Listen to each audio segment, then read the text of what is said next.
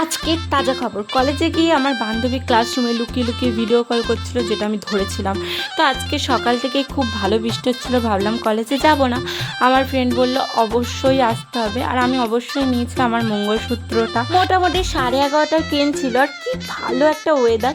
আর পৌঁছে গিয়েছিলাম ট্রেনে করে কলেজে। আর সত্যি কথা বলতে মোটামুটি ভালোই অ্যাটেন্ডেন্স ছিল।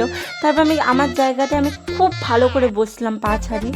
দুটো ল্যাদ করে এসেছিল, আর কি অশ্লীল হারকাত করছিল তোমাদের কি বলবো। আরেকটা ল্যাদ করে ফোন করেছিল, ওর নাকি বোর ফিল হচ্ছিল, তাইও ফোন করেছে।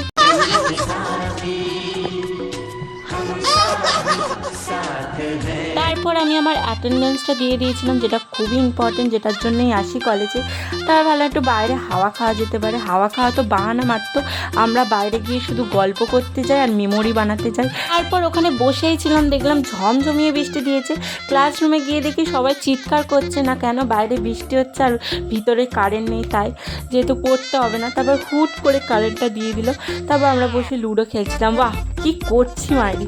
তারপর খিদে পাচ্ছিল, বিস্কুটও খেয়ে নিয়েছি লুকিয়ে লুকিয়ে। তোমরাও কি কোনোদিন এরকম লুকিয়ে লুকিয়ে স্কুল বা কলেজে খেয়েছো? অবশ্যই বলবে। তারপর আবার বৃষ্টি হচ্ছিলো, তো ছুটে স্টেশনে চলে গিয়েছিলাম, আর অবশ্যই আমি একটু ফুচকা খেয়েছিলাম। তারপর বাড়ি এসে দেখি স্যার আমার জন্য ওয়েট করছে। তো নর্মালি 4টে থেকে পড়া থাকে আর কি। সাবস্ক্রাইব করো।